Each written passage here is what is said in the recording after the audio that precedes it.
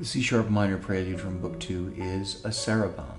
There's the beautiful bow to the second beat of 3 in the saraband dance style, giving not equal weight, but equally characterful weight to the first, second, and third big beats of the saraband dance. This is very much a saraband in the style of the French suites, and actually very much in the style of Couperin. There's an extraordinary amount of ornamentation notated. We're not exactly sure whether it was Bach's intent or the copyists, his students, who passed along these prescriptions about ornamentation, but there's quite a lot of them. Enough so that we should really take some time when they actually happen in two voices at once to try and figure out how we can make them speak separately and equally. So there's a lot of decision making to be done there. As usual, we do a lot of responsible thinking whenever we have the possibility of making a crescendo in the melody and making a fading away in the left hand. This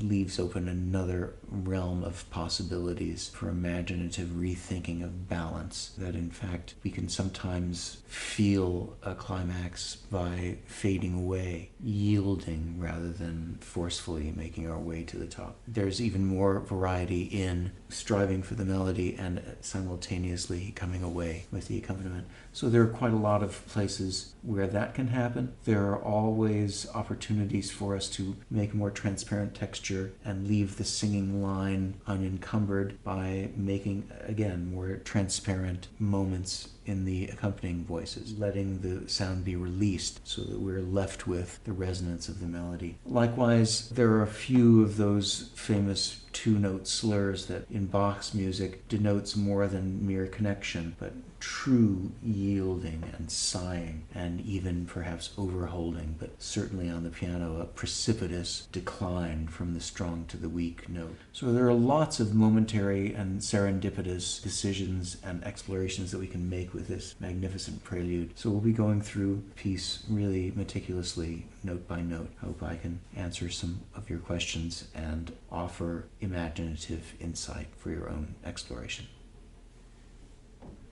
The prelude in C-sharp minor from Book 2 is a saraband. There is an inescapable bow to the second of the 3 beats in this dance.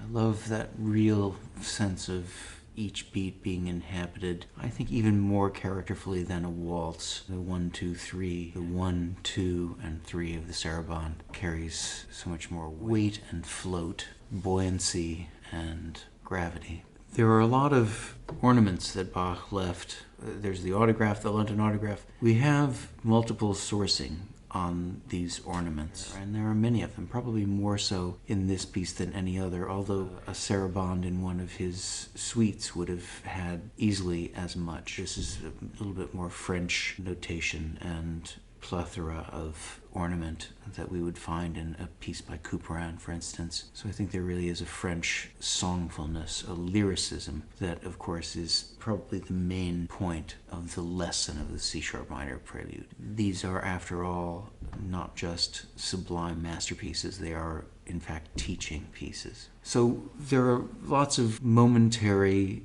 ornamental, and balance and dynamic equations that we need to make along the way. I think it would be just best if we go through it together, note by note. Starting from the beginning, I do let all 3 notes ring. And actually, this is one of the preludes that I do enlist the pedal, at least somewhat, but even if I didn't, I would overhold and get on the way up there, and then allow the sound to evaporate so that there would be a clean second beat.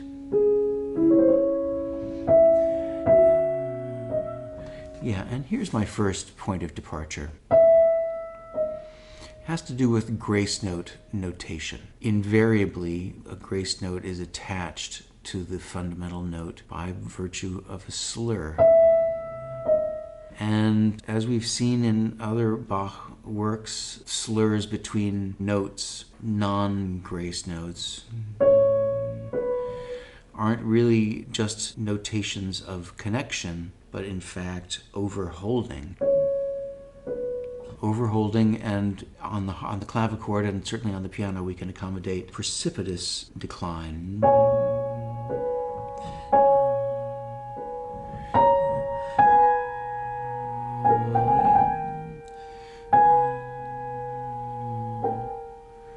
A real decline. So not just singing out indiscriminately. When we see these slurs, they are very specific to the period. And so then when I see it as a notation for a grace note, I think, well, it could be construable that the slur is there, at least visually for me, the slur is there for suggestive reasons. You know, we think about singing this out, making a very lyric demonstration of this saraband. But at the same time, does singing out mean singing out every note and making varied gradations on the way to what perceives as a climax? Or are there different elements of connection? I think there are many different ways one can make a connected phrase. And in the middle of this phrase with this notation, it's a good bet.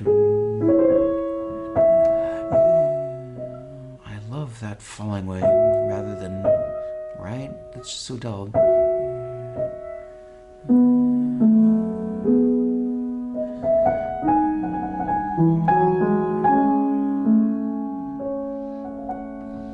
Even better, so we have this not an arrival like a pronouncement, right? An insidious arrival at this excruciating arrival.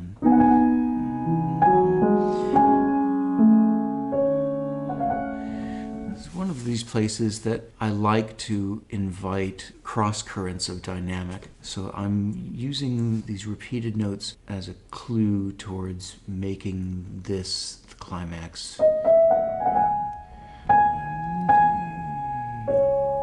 So if I'm going to make a crescendo there, I don't think I want to go in tandem with the left hand. I think I want to go the opposite way. We don't need volume to make this an exquisite moment. We can just make it audible and let the striving, the crescendoing of the top voice fill in for that intensification and let the transparency happen for the moment.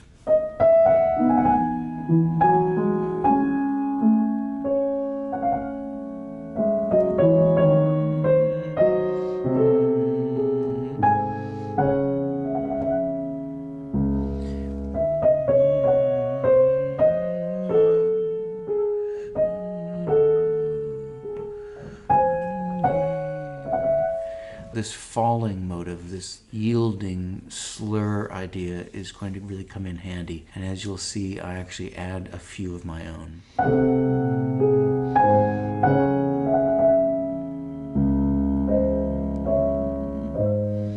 I even fade away a little bit here, not just dynamically, but I actually decide to make the lower voice connected and the upper voice not so much. We still hear them in their natural hierarchy. We still hear the top voice, but we gain a great deal of warmth.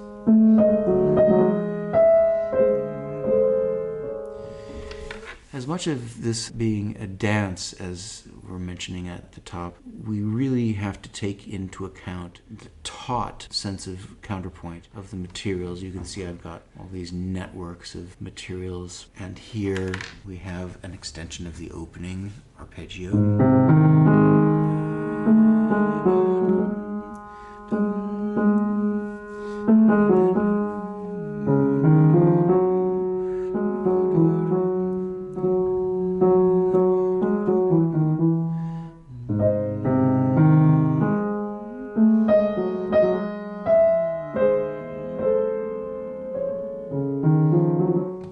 There's something to be said, even in Bach's time, some of the queries about these ornaments have to do with the possibility of using these identically notated ornaments, grace notes, in different ways. In other words, not necessarily the same length. It would be...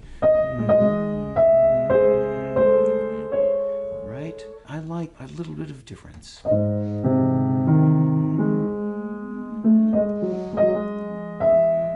I also, yeah, backing up a little bit, you'll see a lot of these separations. Yeah,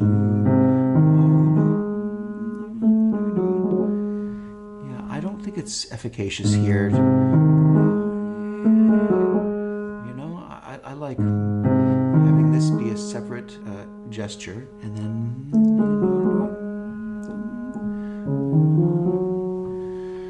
so you'll see a lot of that. A lot of those markings, those caesuras, have to do with making a little bit of air in one voice so that we can hear the length and singing of the longer held voice.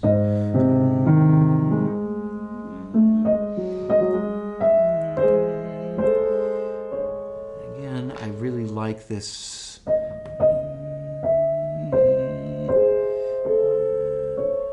using this crescendo and fading away in the left hand so that we don't have to all rush in.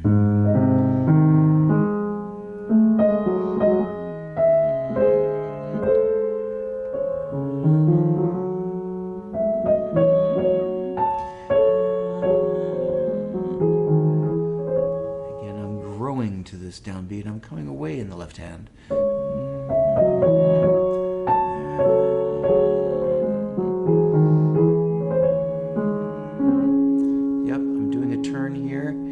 Doing it between two thumbs. I'm doing the same grace note that is at the beginning. I think it's implied onwards.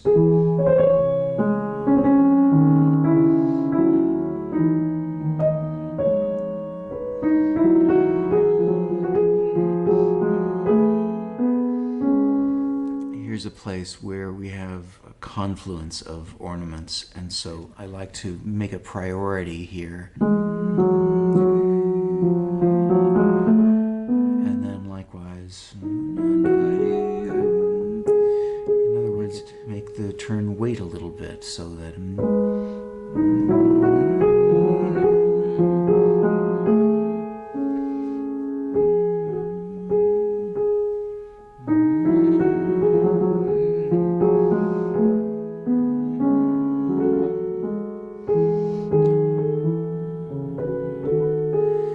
quite a lot of them coming up against each other. Yeah,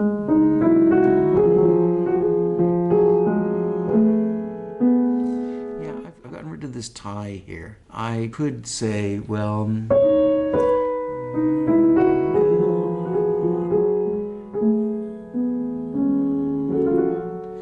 usually if we have a tied note like this, it's a good bet that we don't want to be doing a lot of crescendoing here. We take it as a hint so that we can, without too much trouble, still hear that resounding note.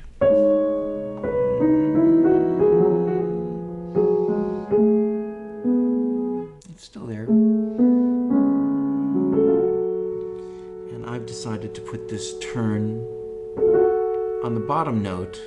It adds resonance to what will be a held note, and now we have another ornament on the top voice. And if we had done the turn as marked, it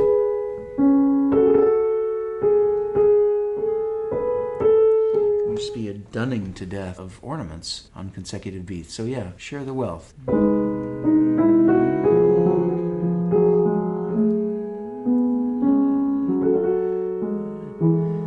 Where I've added in my own slurs. I'm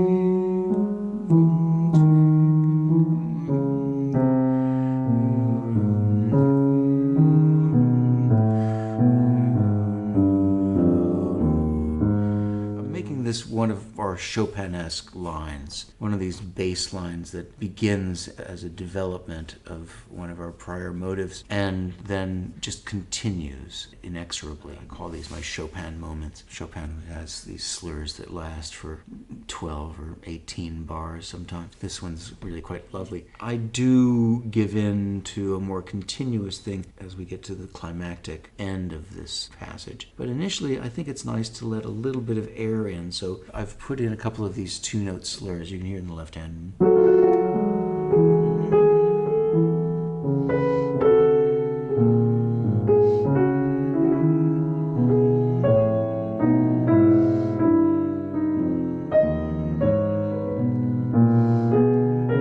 And now we can be more continuous.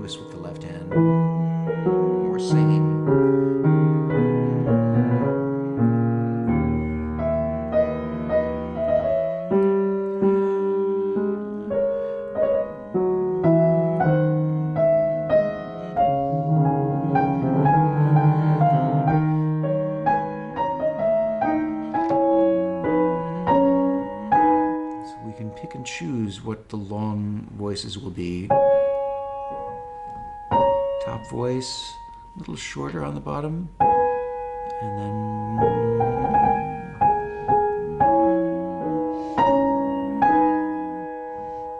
and also to let in the melody voice, let out the left hand a little bit.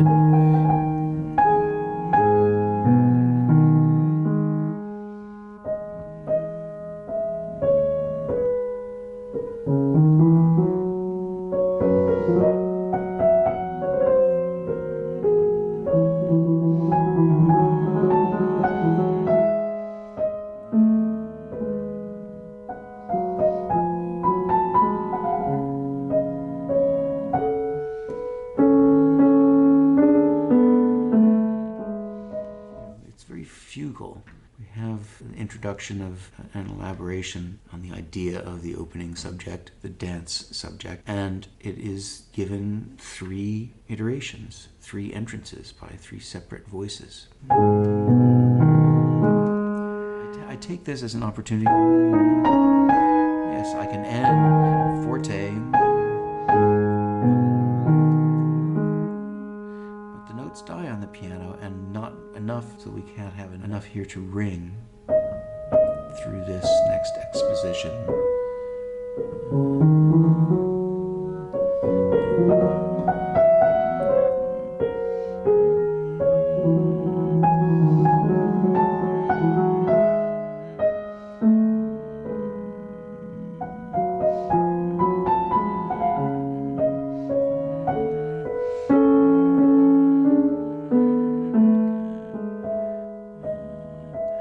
Exaggerate these slurs.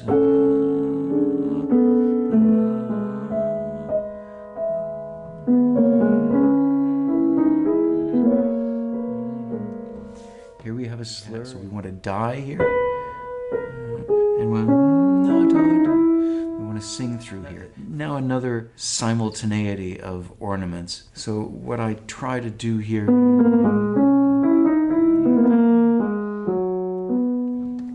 very much like we had a bit of simultaneity before. And so here we want to spread it out in slightly different fashion. Here's the other place I was talking about, that simultaneity, a grace note juxtaposed against a mordant. Here we have a mordant against a mordant. So I think it's good for us to decide which we want to have more prominent. I think for one, I like this left hand takeover.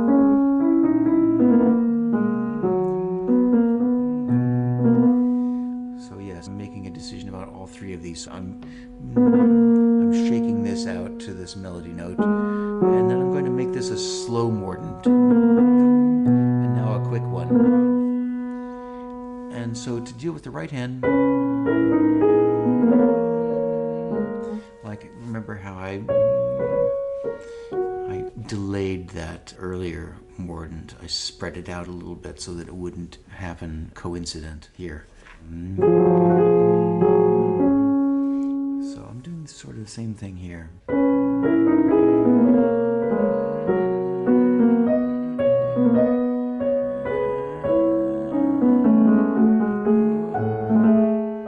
again, 30 seconds. And then a quick one.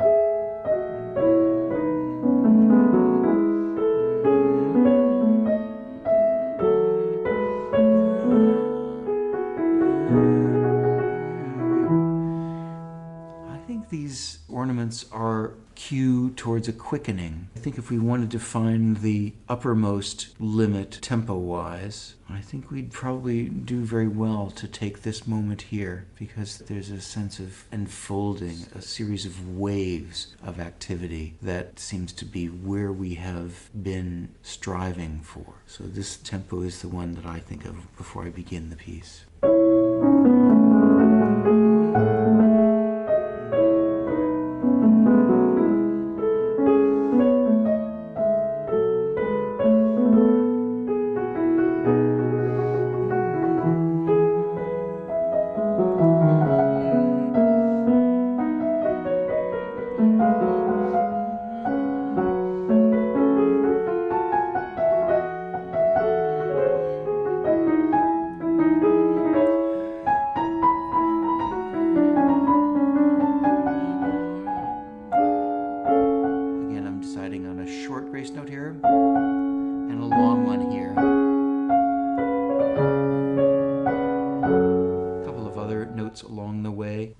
sure that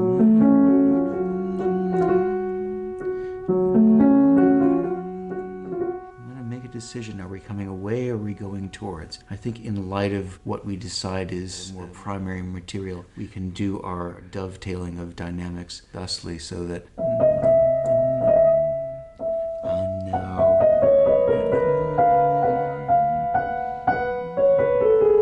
the more active voice should always take the form.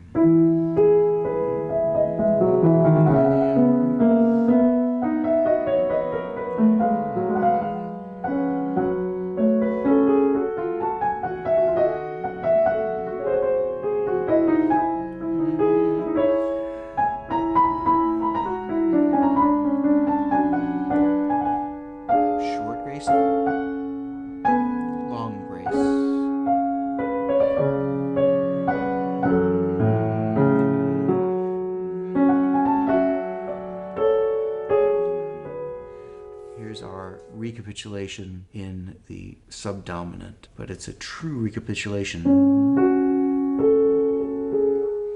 But again, with all of this ensuing developed material on top of it, extraordinary.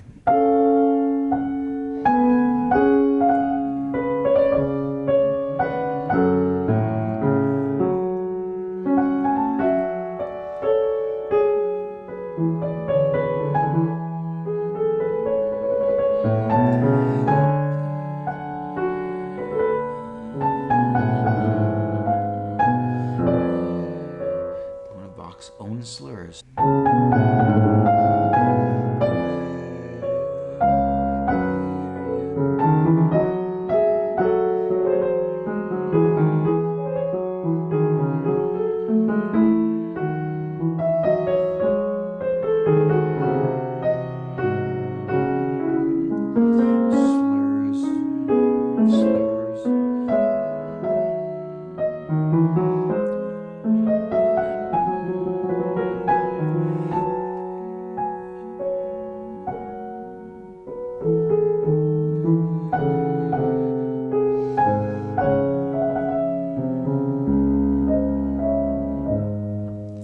These places where, yes, I go with the quick ornaments on the melody itself and delay the mordant on the accompaniment.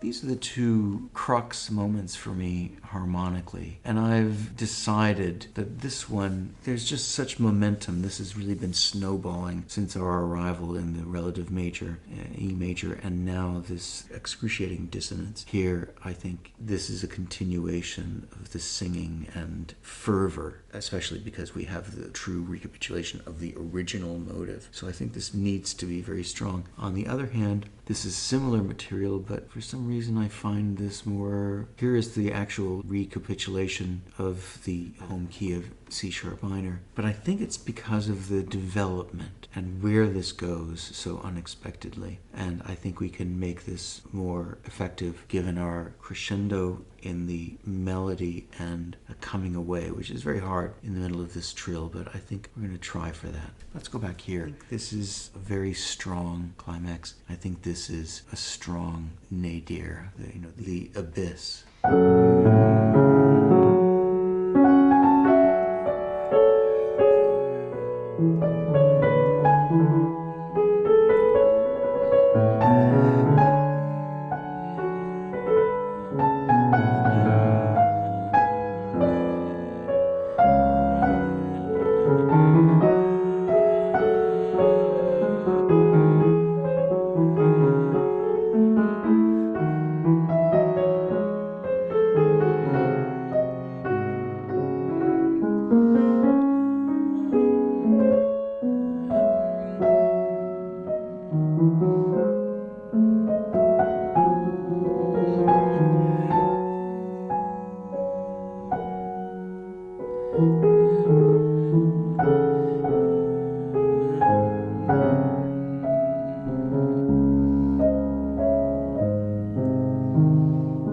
Also because of the chromaticism, the suffering. It's not a striving at this point. It's really a sighing, these chromatics.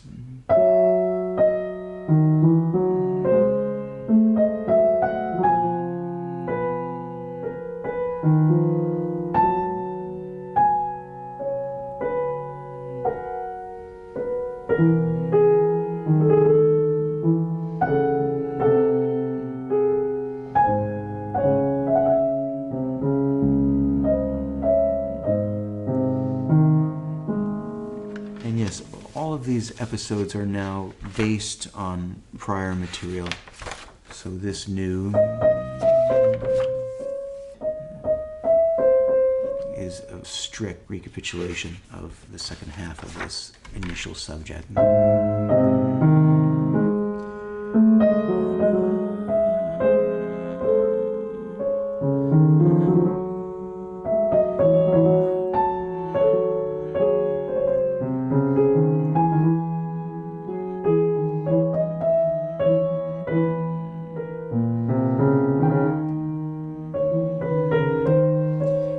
The connection here.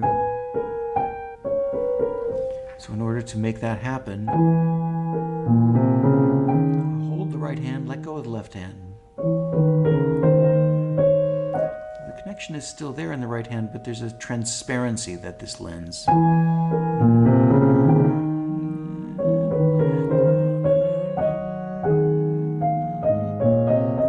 Especially here, we want to continue that.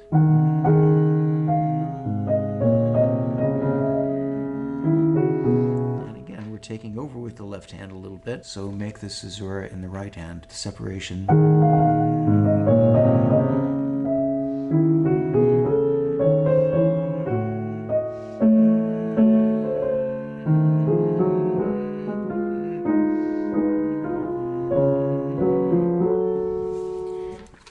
Development of the original subject.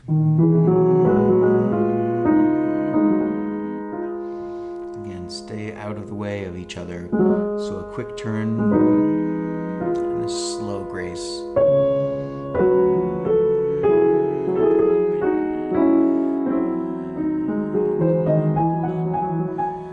Now we have a recap of our friend back here in bar 27, that place in that snowballing of motives and that stretto, and here we have it in the dominant of C sharp minor.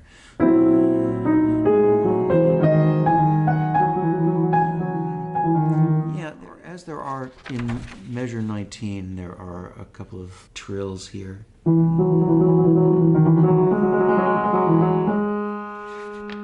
I just find this just too... I've decided that it's a downward trill and then an upward trill. I have no recourse, I have no backup, I have no evidence that this is a good idea other than I think it sounds good.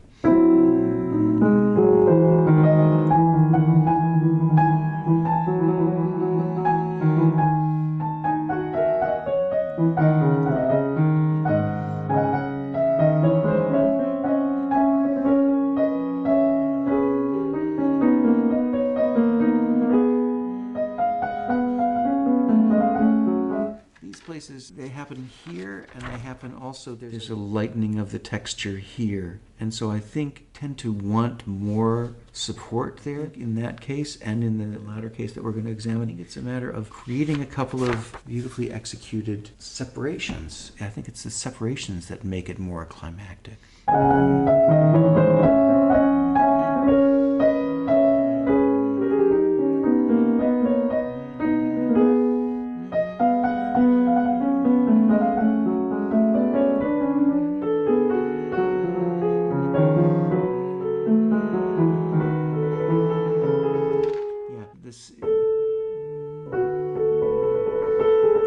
This trill belongs on that tied A. There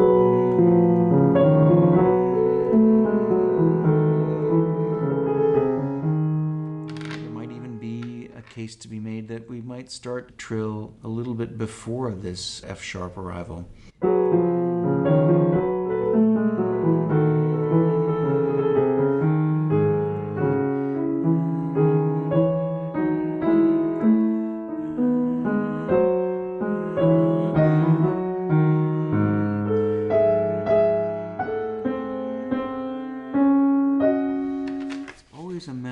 familiarity.